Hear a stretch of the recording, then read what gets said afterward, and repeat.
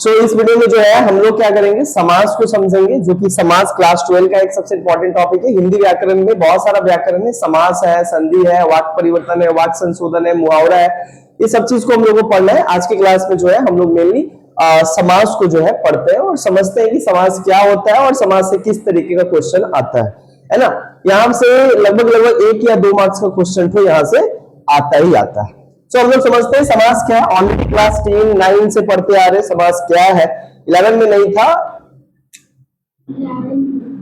ना, 11 में भी था। अब वो समास क्या है ना, समास का बस बेसिक कॉन्सेप्ट रहेगा ना, तो देखते ही बना लोगे, क्योंकि यहाँ पे एमसीक्यू आएगा, बनाने तो आएगा नहीं, ऑलरेडी बना रहेगा, तुमको सिलेक्ट करना रहेगा कि सही कौन सा है। ये सही कैसे करेंगे, ये इसके लिए हमको क्या करना पड़ेगा, सबसे पहले समझना पड़ेगा कि समास क्या होता है और हर एक समाज का अलग अलग रूप होता है और अलग अलग जो समाज होता है उसका विशेषता क्या होता है। कैसे समझेंगे कि कोई समाज जो है ये समाज है। तो सबसे पहले समास क्या होता है, ये बेसिक सा चीज है, थोड़ा बहुत नोट डाउन भी कर सकते हो याद रखने के लिए। एक बार याद हो जाएगा तो ऐसे देख के कर लोगे। तो सबसे पहले क्या है, समास क्या है। समास को सबसे पहले डिफाइन किया जाए तो समास का मतलब होता है 2 या 2 से अधिक शब्दों के मेल से बने हुए शब्द को क्या कहते हैं, समास कहते हैं। समास का सिंपल मतलब क्या होता है, कोई ऐसा शब्द जो 2 या 2 से अधिक शब्दों के मेल से बना हुआ है, यानी 2 शब्दों से मिलकर बनने वाले जो शब्द है। 2 शब्द का मतलब क्या होता है, सपोज दैट एक यहाँ पे शब्द है, फिर एक यहाँ पे शब्द है, दोनों से मिलकर जो शब्द बना वही कहलाता है क्या, समास, है ना।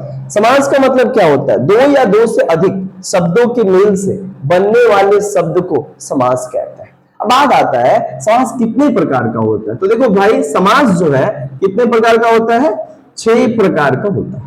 मेनली कितना होता है, 6 प्रकार का होता है। समास कितने प्रकार का होता है, 6 प्रकार का होता है। अभी समास में एक एक तो समास के बारे में पढ़ते हैं। 6 का नाम हम लोग को याद रखना पड़ेगा। पहला समास क्या है, अवयवी भाव समास। क्या नाम है, अवयवी भाव समास, है ना। दूसरा समास क्या है, दूसरा समास को कहते हैं तत्पुरुष समास। क्या कहते हैं, तत्पुरुष समास। तीसरा समास को क्या कहते हैं, कर्मधारय समास। बोलो तो तुम लोग, इसके बाद क्या है, कर्मधार समास के बाद जिंदगी में नहीं पढ़ा, अभी पढ़ लो। कर्मधार समास के बाद आता है क्या, यहाँ पे द्विगु समास, द्वंद्व समास कर देते हैं। कौन सा समास, द्वंद्व समास। इसके बाद क्या आता है, द्विगु समास, है ना। देखना थोड़ा राइटिंग मेरा जापानीज हिंदी है। द्विगु समास। पांचवा क्या होता है, द्विगु समास होता है। एक और होता है, हाँ, फिर अवयवी भाव, दुगो। एक होता है बहुब्रीहि समास। क्या होता है, बहुब्रीहि समास। तो टोटल का हो गया राज, 6 हो गया। अवयवी भाव समास एक होता है, एक होता है तत्पुरुष समास, एक होता है कर्मधारय समास, एक होता है द्वंद्व समास, एक होता है द्विगु समास और एक होता है बहुब्रीहि समास। यही 6 तरीके का क्या होता है, समास हम लोग को देखने को मिलता है। अभी जो 6 समाज है, इस समाज का हम लोग को क्या करना पड़ेगा, समास, ये जो 6 समास है, ये 6 समास का क्या करना पड़ेगा, हम लोग को थोड़ा बेसिक तरीके से समझना पड़ेगा कि हर एक समास जो है उसको क्या कहते हैं। ठीक है, पहला सबसे पहले अवयवी भाव समास। क्या है समास, बोलो तो। अरे अवयवी भाव समास, ध्यान देना, एक एक करके हम करवा देते, नोट डाउन भी कर सकते हैं। अवयवी भाव समास उस समास को कहा जाता है जिसका पहला पद उपसर्ग हो तथा दूसरा पद मूल शब्द हो। वैसे समास को क्या कहते हैं, अवयवी भाव समास कहते हैं। जैसे हम इसको और अच्छे से डिफाइन करते हैं, लिखना है तो लिख लो। अवयवी भाव समास उस समास को कहते हैं जिसका पहला पद उपसर्ग हो तथा दूसरा पद मूल शब्द हो। अब मूल शब्द का मतलब क्या होता है, मूल शब्द का मतलब होता है जिसका कोई अर्थ निकलता हो, जिसका कोई मीनिंग निकलता हो, जिसका कोई मतलब निकलता है, उसको कहते हैं मूल शब्द। लेकिन जिस शब्द का पहला शब्द उपसर्ग होता है, यानी उपसर्ग का मतलब कुछ मतलब नहीं होता है। उपसर्ग का मतलब शब्द है लेकिन उसका कोई मतलब संसार में नहीं निकलता है, उसका अर्थ कोई नहीं निकलता है। ऐसे शब्दों को हम लोग क्या कहते हैं, उपसर्ग करते हैं। और मूल शब्द का मतलब क्या होता है? जिसका कोई मीनिंग हो, जिसका कोई मतलब निकलता हो, जिसका सच में कोई माने होता है। सो ऐसे को हम लोग क्या कहते हैं? मूल शब्द। अब जैसे एक तो बता देते हैं, जैसे एक एग्जांपल यहाँ पे ऐसे ही आएगा शब्द तुम लोग को। एक बार यहाँ पे शब्द दे दिया क्या दे दिया? हाँ, यहाँ पे क्या दे दिया? एक तो तुम्हारा शब्द ले लो, अज्ञानी। क्या है? अज्ञानी। अच्छा, आ का मतलब यहाँ पे कुछ नहीं।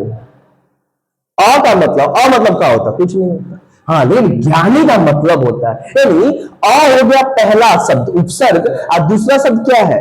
ज्ञानी, और जिसका मतलब निकलता है। इसका सिंपल सा मतलब है अज्ञानी, यानी ज्ञान से हीन, है ना? ज्ञान से हीन। कौन सा समास?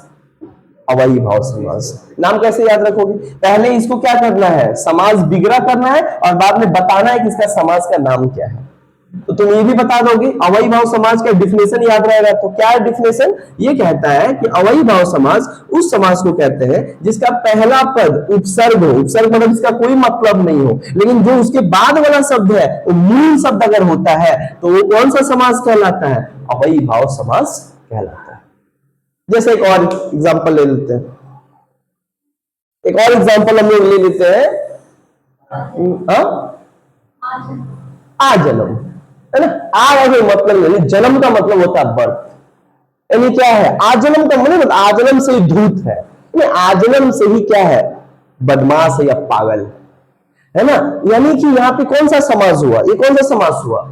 यहाँ पे अवयवी भाव समास हुआ।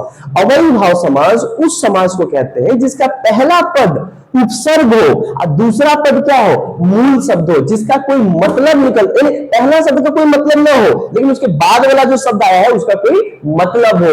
ऐसे समास को क्या कहते हैं? अवयवी भाव समास कहते हैं। कंप्लीट समझ में आया?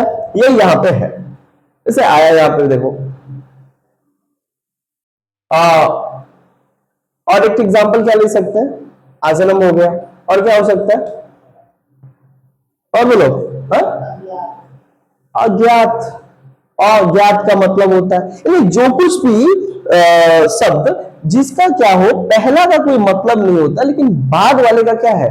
कोई मतलब निकलता है। तो इसको कहा जाता है हम लोग अवयवी भाव समास। इसका हम एक्सरसाइज भी करवा देंगे तो समझ में आ जाएगा। लेकिन ये याद रखेंगे अवयवी भाव समास क्या होता है? जिसका पहला पद उपसर्ग और उसके बाद वाला पद मूल शब्द, यानी जिसका कोई मतलब होता है, उस समास को क्या कहते हैं? अवयवी भाव समास कहते हैं। आगे चलो, ये वाला कहानी खत्म। अवयवी भाव समास समझ में आ गया क्या होता है अवयवी भाव? अवयवी भाव का मतलब इसका पहला शब्द क्या होता है? कोई मतलब नहीं होता लेकिन बाद वाले शब्द का मतलब होता है। सो ऐसे समाज को देखते ही पहचान जाएंगे कि कौन सा समास है? अवयवी भाव समास। क्लियर? आगे तत्पुरुष समास क्या है? बहुत इजी है। तत्पुरुष समास उस समास को कहते हैं जिसके शब्दों के बीच में कारक छुपा होता है, कारक भाव छुपा होता है, छुपा होता है। क्या बताएं हम? ध्यान दोगे। कोई शब्द है, जैसे यहां पे एक शब्द है ना अज्ञानी, तो कोई यहां पे भी शब्द आएगा बट उसके बीच में कहीं ना कहीं कारक का भाव छुपा होता है। अब तुम बोलोगे कारक का होता है? एक क्लास 10 में पढ़ के आ रहे हो भाई, इतना तो हम एक्सपेक्ट कर ही सकते हैं। चलो ना एक्सपेक्ट कर सकते हैं तो बता दे रहे हैं। कारक मतलब क्या होता है? कारक बेसिकली क्या होता है ना, कनेक्टिंग डिवाइस होता है जो हमें कोई वाक्य को बनाने में क्या करता है? सहायता करता है। जैसे कारक में क्या है? कर्ता ने कर्म को कर्म से, अपादान से, अधिकरण में पर, संबंध का, के, की, संप्रदान के लिए और संबोधन हे अरे। यानी सुनो देखो, ये जितना देख रहे हो यहां पे ये सब क्या है? कारक है। तो ये कोई भी चीज अगर शब्दों के बीच में आता है तो पहले ही समझ जाएंगे कौन सा समास है? तत्पुरुष समास। तत्पुरुष समास उस समास को कहते हैं जिसके शब्दों के बीच में कारक का भाव छुपा होता है तथा उसे बनाते समय वो कारक लगाया जाता है। जैसे हम एक एग्जांपल दे देते हैं, समझ में आ जाएगा।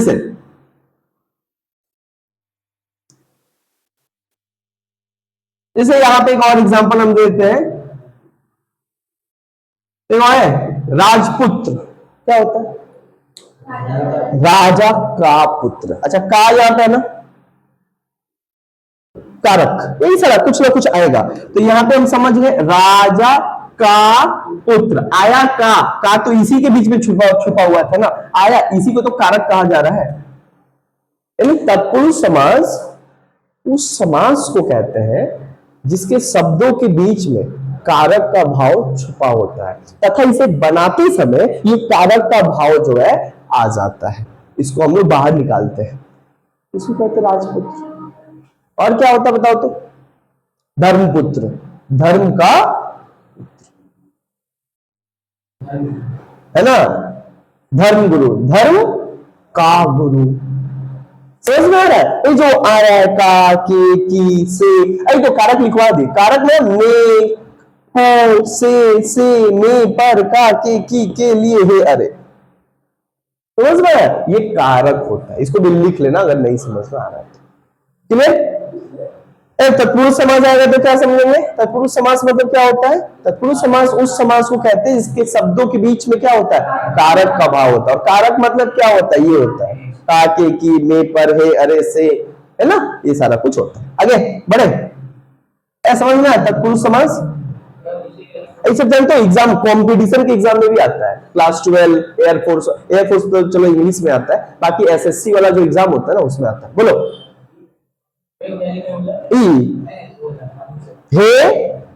हे भगवान उठा लो, नहीं बोलते हम लोग, हे प्रभु उठा लो। अरे तो हम लोग हमेशा यूज करते हैं, अरे कहां जा रहा है। हाँ, तो ये सब वही सारा शब्द है। चलो आगे बढ़ते हैं। कर्मधारय समास है ना, क्या होता है कर्मधारय समास? देखो, कर्मधारय समास उस समास को कहते हैं, कर्मधारय समास उस समास को कहते हैं जिसका पहला पद दूसरे पद की विशेषता बतलाता है।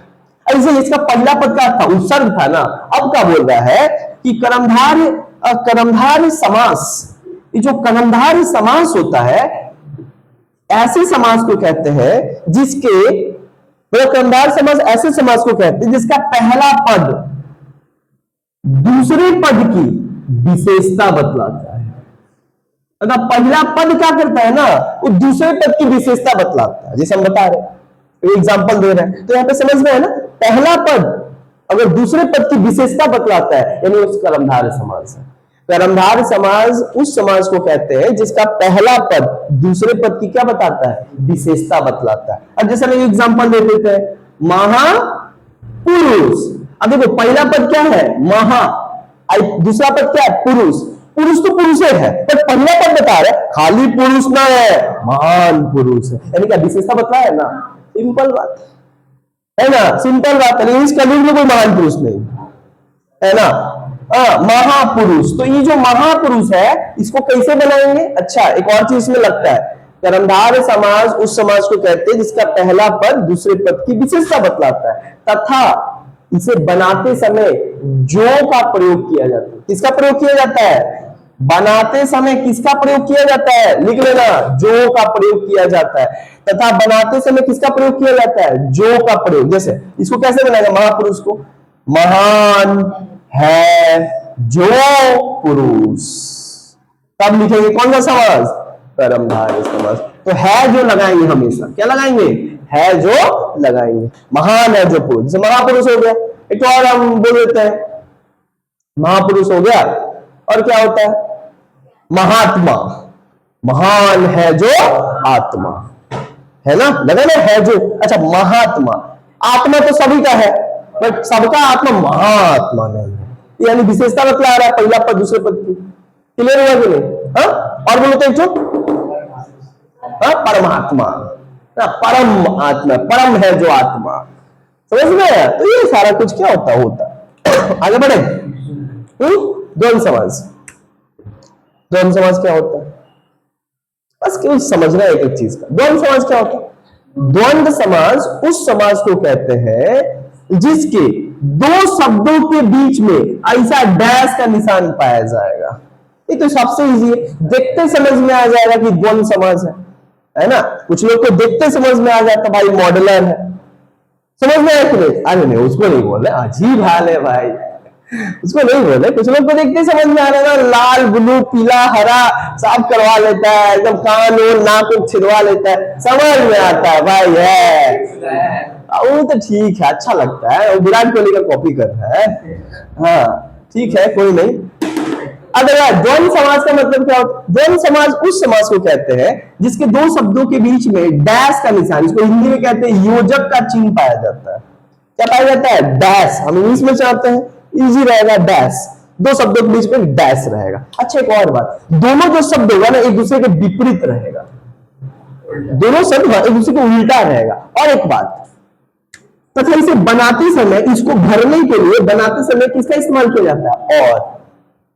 द्वंद्व समास उस समास को कहते हैं जिसके दो शब्दों के बीच में डैश का निशान होता है तथा इसे बनाते समय और का उपयोग किया जाता है। जैसे हाँ, माता पिता, अरे डैश है, कौन सा समास? द्वंद्व। बनाएंगे तो क्या होगा? माता और पिता, कौन सा समास? द्वंद्व।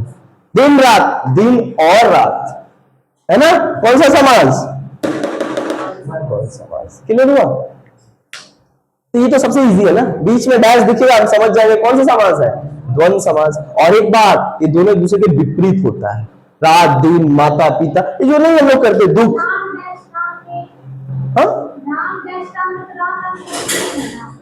राम डैश राम नहीं होता, कभी देखिए हो राम राम, है ना? हाँ, राम सीता, राम और सीता, माता और पिता, भाई और बहन, कभी सामने थोड़ी एक साथ थोड़ी। नहीं देखते हो लोग, पेड़ पौधा जैसा तैसा, उल्टा हमेशा, है ना? उल्टा है ना भाई। हाँ आप सही पकड़े हो। आइए देखो द्वंद्व समास समझना है, तो द्वंद्व समास देखते ही कैसे समझेंगे? डैश का निशान होगा और बनाते समय क्या करेंगे? और का प्रयोग करेंगे। ठीक है, आगे बढ़ते आगे। हाँ, द्विगु समास, ये सब इजी है भाई, कंपटीशन में ना ये हालत खराब कर देता है ना? हाँ हाँ, क्लास 10 वाला जो एसएससी जीडी का एग्जाम होता है उसमें सारा कुछ रहता है, उसमें तो हिंदी रहता है, तो हिंदी में क्या रहता है? कविता कहानी थोड़ी देगा, सारा ग्रामर भर देता है, संधि समास कारक दिस दैट सब भर देता है, उसको पढ़ना पड़ता है, ऐसे ही होता है। ऐसा समझ में? कर्मधार में जो का इस्तेमाल होता है, समझे? चलो आगे बढ़ते हैं। अब देखते हैं द्विगु समास क्या होता है। वो द्विगु समास, द्विगु समास उस समास को कहते हैं, ध्यान दो ये भी बड़ा इजी है, ये ऐसे देख के पकड़ लेंगे, कॉपी पेन उठाने की जरूरत है। कंपटीशन में देखते हो कोई कॉपी पेन उठाता है, खाली बस पेन टिक मारो, वहां बनाने का भी ऑप्शन नहीं रहता। देखो सॉल्व करो, देखो टिक करो, वहां पे मार एकदम क्लास 9 10 में थोड़े पढ़ो, कंपटीशन दे रहे हो, नेगेटिव मार्किंग है, 60 मिनट है, वही बात है, तुमको ऐसे ही सॉल्व करना होगा। द्विगु समास तुम्हारा पास तो टाइम नहीं है, ओएमआर सीट है, आज जल्दी जल्दी करके भागो, ऊपर से भी अच्छा से गोल नहीं हुआ तो गया तुम गोल, है ना? वो गोल नहीं तो तुम गोल, कोई तो गोल होगा। अब द्विगु समास क्या होता है? द्विगु समास बोलो तो, द्विगु समास उस समास को कहते हैं जिसका पहला शब्द संख्यावाचक होता है। क्या होता है? संख्यावाचक। अब तुम बोलोगे संख्यावाचक क्या होता है? संख्यावाचक मतलब नंबर डिजिट से स्टार्ट होता हो, है ना? द्विगु समास उस समास को कहते हैं जिसका पहला पद संख्यावाचक हो, मतलब पहला संख्या से ही स्टार्ट हो रहा है शब्द, डिजिट से स्टार्ट हो रहा है, 1 2 3 4 5 6 7 8 9 नंबर डिजिट। जैसे क्या है? जैसे नवरात्रि अभी चल रहा था, नवरात्रि, अच्छा पहले ही क्या दिख रहा है? 9 डिजिट, पहले समझ में संख्यावाचक है। कौन सा समास? द्विगु समास। अच्छा, द्विगु समास को बनाते समय समूह या समाहार का प्रयोग किया जाता है, समूह या समाहार का प्रयोग किया जाता है द्विगु समास को बनाने के लिए। ए भाई समझ में आया? क्या बताएं हम? द्विगु समास उस समास को कहते हैं जिसका पहला पद संख्यावाचक से शुरू होता है तथा इसे बनाते समय समूह या समाहार का प्रयोग किया जाता है। जी सर, नवरात्रि, नौ रातों का समूह या समाहार, कोई एक इस्तेमाल करेंगे, या समूह करें या समाहार। नौ रातों का समूह, क्लियर हुआ कि नहीं? अच्छा, नौ आया तो तभी समझ गए द्विगु है, क्योंकि नौ क्या है, संख्यावाचक है। क्लियर हुआ कि नहीं बताओ? आगे जैसे तिरंगा, तीर, तीर मतलब क्या, तीन रंग, तीन रंगों का समूह या समाहार। लोग बोला त्रिभुज, तीन भुजा, तीन भुजाओं का समूह या समाहार। क्लियर हुआ कि नहीं? आगे बढ़ते हैं, बहुब्रीहि समास, क्या होता है बहुब्रीहि समास बताओ तो? चलो ये याद रखिए। हाँ, बहुब्रीहि समास मतलब क्या होता है? बहुब्रीहि समास उस समास को कहते हैं जिसका दोनों ही पद, पहला पद दूसरा पद दोनों प्रधान होता है तथा किसी तीसरे पद का निर्माण करता है ना। बहुब्रीहि समास उस समास को कहते हैं जिसका दोनों ही पद प्रधान होता है तथा किसी तीसरे शब्द का निर्माण करता है, तथा इसे बनाते समय अर्थार्थ, जिसका और अर्थार्थ का उपयोग होता है। जैसे इसका बनाते समय किसका इस्तेमाल होता है? जिसका और अर्थार्थ दोनों का प्रयोग किया जाता है। बहुब्रीहि समास उस समास को कहते हैं जिसका दोनों पद प्रधान होता है, यानी दोनों शब्द प्रधान होते हैं, दोनों का मतलब होता है, और दोनों मतलब मिलकर तीसरा मतलब बना देता है। समझ में आ रहा है? और तो उसको बनाते समय क्या करेंगे? जिसका और अर्थार्थ का प्रयोग किया जाता है। एक और एग्जांपल तुम लोगों को दे दे रहे, बहुब्रीहि समाज में केवल देवी देवताओं का उपनाम ही पूछा जाता है। क्या आता है? देवी देवताओं का उपनाम आता है। उपनाम मतलब क्या होता है? उनका जो और अलग अलग नाम है। जैसे एग्जांपल नीलकंठ, हाँ देखो, अच्छा दोनों पद प्रधान है। नीलकंठ, इसका मतलब ही होता है नीला है जिसका कंठ अर्थात से। तो क्या करेंगे? नीला है, अच्छा जिसका बोले हैं, जिसका कंठ अर्थात सिर, बगल में लिख देंगे सिर। कौन सा समास? बहुब्रीहि समास। क्यों बहुब्रीहि समास? दोनों पद प्रधान है, का है, इसमें उपनाम आता है देवी देवताओं का। तो नीलकंठ, एगो और आएगा लंबोदर, लंबा है जिसका उदर अर्थात गणेश। और आएगा पीतांबर, पीला है जिसका अंबर अर्थात विष्णु। क्लियर हुआ कि नहीं? देवी देवताओं का ही नाम इसमें क्या हो जाएगा? पूछा जाएगा, तथा बनाते समय जिसका और अर्थात का प्रयोग किया जाता है। तो समास समझे? समास मतलब क्या होता है? दो या दो से अधिक शब्दों के मेल से बने हुए शब्द को समास कहते हैं। समास कितने प्रकार का होता है? 6 प्रकार का होता है। अवयवी भाव मतलब जिसका पहला पद उपसर्ग और दूसरा पद मूल शब्द, उसको क्या कहते हैं? अवयवी भाव। तत्पुरुष यानी जिसके शब्दों के बीच में कारक छुपा रहता है, उसको क्या कहते हैं?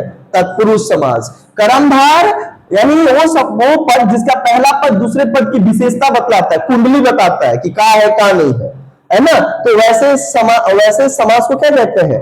कर्मधार। तथा उसको बनाते समय किसका उपयोग होता है? जो। क्लियर? द्वंद्व किसको कहते हैं? जिसके दोनों शब्दों के बीच में डैश पाया जाता है ना, तथा बनाते समय और का प्रयोग किया जाता है। द्विगु समास, द्विगु समास उस समास को कहते हैं इसका पद संख्यावाचक से स्टार्ट होता है, यानी संख्या के शब्दों से क्या होता है? शुरू होता है। ऐसे वाक्य को क्या कहते हैं हम लोग? द्विगु समास। और बनाते समय उसमें क्या इस्तेमाल होता है? जिस समूह या समाहार का प्रयोग किया जाता है। उसके बाद क्या आता है? बहुब्रीहि समास। बहुब्रीहि समास उस समास को कहते हैं इसका दोनों ही पद क्या होता है? प्रधान होता है ना। और इसमें ज्यादातर क्या होता है? देवी देवताओं का ही उपनाम पूछा जाता है। और एक बात, बनाते समय जिसका और अर्थात दोनों का प्रयोग किया जाता है। तो देखते हमें बता दोगे कौन सा समास कौन सा क्या है ना। जैसे दोनों से बोल रहे हैं, डायरेक्ट इसका नाम बताना, तुम लोग डायरेक्ट नाम पूछा जाता है, ठीक है? बोलो तो षटकोण, कौन सा समास? षटकोण समास, कौन सा नाम बताओ? द्विगु समास। षटकोण, षट यानी 6 कोण, यानी क्या संख्या है। अब बोलो दूसरा हिमालय, हिमालय जल्दी बोलो कौन सा समास? तत्पुरुष समास। हिमालय, हिम का आले, हिमालय हिम का आले, यानी कौन सा समास? रात दिन, कौन सा समास? द्वंद्व समास, रात और दिन। समझ में आया ना? उसके बाद देखा जाए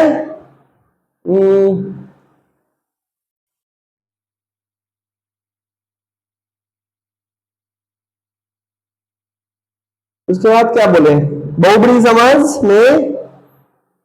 अच्छा बोलो तो राव दशानन कौन सा समास? देखो दशानन, 10 आनंद का समूह, 10 सिरों का समूह, इसमें बहुब्रीहि भी आ जाएगा, दशानन बहुब्रीहि भी आ जाएगा, है ना? यानी जिसका 10 सिरों का आनंद अर्थात रावण। क्लियर हुआ? सो ऐसे ऐसे करके हम लोग बनाएंगे। तत्पुरुष समाज में भी बहुत सारा होगा, जैसे राजकुमार, राजकुमार और आगे देखा जाए तो और क्या हुआ तत्पुरुष में बोलो? हाँ, और तत्पुरुष पे क्या आएगा?